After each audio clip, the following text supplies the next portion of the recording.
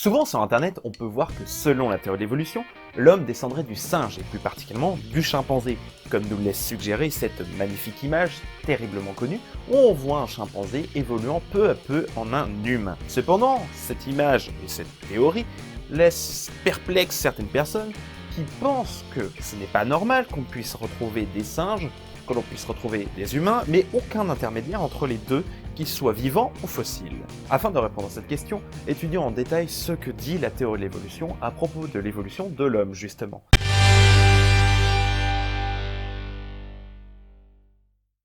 Je tiens à préciser que ce n'est pas une apologie ou une réfutation de la théorie de l'évolution, juste un détail sur ce qu'elle dit.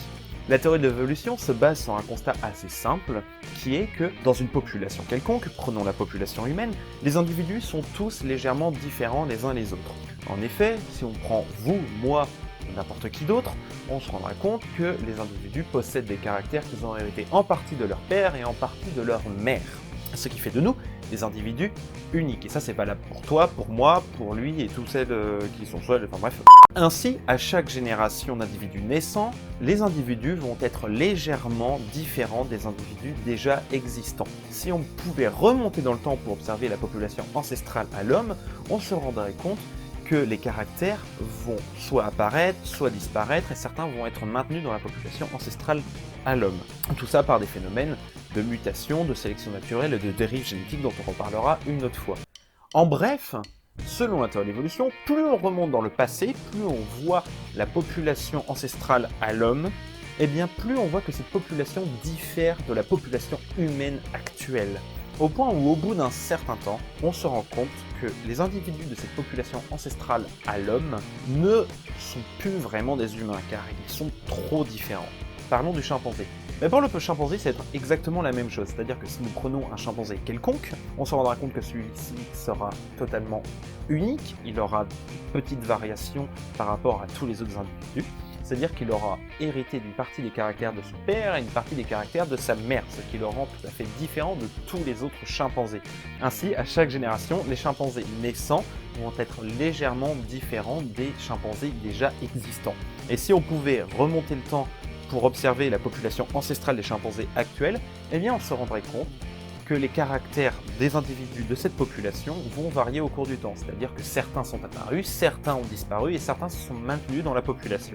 Ainsi, si on remonte le temps suffisamment loin, on verra que les chimpanzés vont avoir des ancêtres qui vont différer de plus en plus des chimpanzés actuels, au point où, à un certain moment, on ne pourra plus dire que les ancêtres des chimpanzés étaient des chimpanzés, car ils sont trop différents de ce qu'on appelle actuellement des chimpanzés.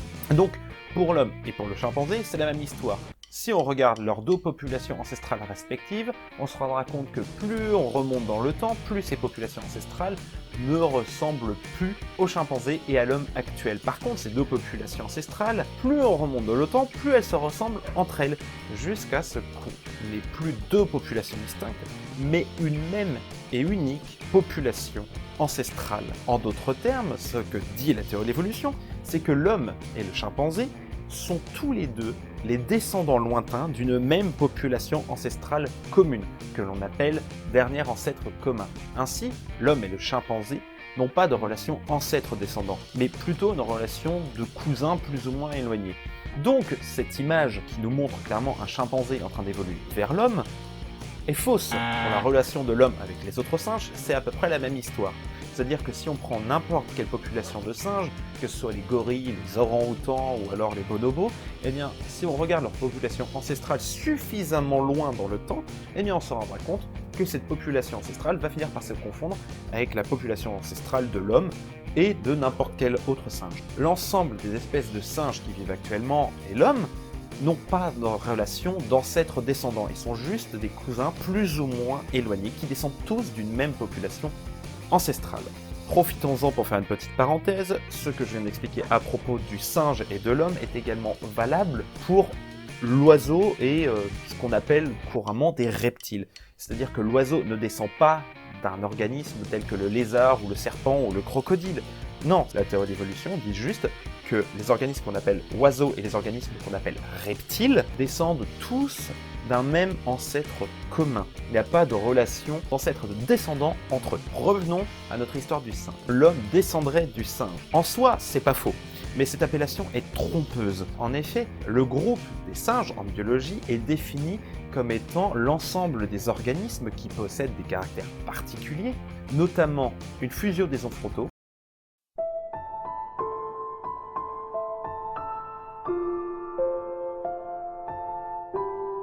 qui est hérité d'un même ancêtre. Or, que l'on parle du chimpanzé, de l'homme ou du bonobo, eh bien, tous ces organismes ont une fusion des os frontaux héritée d'un même ancêtre commun. Selon la théorie de l'évolution, oui, l'homme descend du singe, parce que son ancêtre était un singe. Mais l'homme est lui-même un singe. Le caractère fusion des os frontaux est un petit peu compliqué à appréhender. Considérons le singe, dans son sens le plus large possible, comme étant synonyme de primate. Le groupe des primates, en biologie, rassemble les organismes qui possèdent certains caractères en commun, tels que des pousses opposables, et qui sont hérités d'un même ancêtre commun. En l'occurrence, l'homme, le bonobo et les chimpanzés possèdent tous des pousses opposables. Ce sont tous des primates. L'homme, là encore, selon cette définition, est un singe. Donc la théorie d'évolution dit clairement que l'homme est un singe. Ça peut paraître bizarre, mais après tout, ça ne pose pas de problème de dire que l'homme est un mammifère. Pourtant, le groupe des mammifères est défini par des caractères hérités d'un même ancêtre commun. Et parmi ces caractères, on retrouve la présence de poils. J'ai des poils, j'ai un ancêtre commun avec ce qu'on appelle des mammifères, je suis moi-même un mammifère, je ne dis pas que je descends des mammifères. Et pourtant, c'est exactement la même chose qu'avec le singe. En résumé, la théorie de l'évolution ne dit pas que l'homme descend du singe, en tout cas elle ne dit pas que l'homme descend d'un singe actuel. Elle dit que l'homme est un singe et qu'il partage un ancêtre commun avec tous les autres organismes que l'on appelle singes. Par la même occasion, grands groupes d'organismes qui vivent sur Terre, tels que les oiseaux et les lézards ou tout autre reptile, n'ont pas de relation d'ancêtres de descendants. Ils ont tous des ancêtres en commun. Plus loin, la théorie d'évolution décrit que si on remonte suffisamment loin dans le temps, l'ensemble des organismes qui vivent actuellement sur Terre ont un ancêtre en commun universel, que l'on appelle Lucas. Merci d'avoir regardé cette vidéo, j'espère qu'elle vous aura plu. On compte en sortir prochainement des un petit peu plus longues et d'autres formats courts comme celui qu'on vient de faire. En tout cas, si cette vidéo vous a plu, n'hésitez pas à mettre un pouce comme ça et à vous abonner, c'est pour la science. Crazy mother.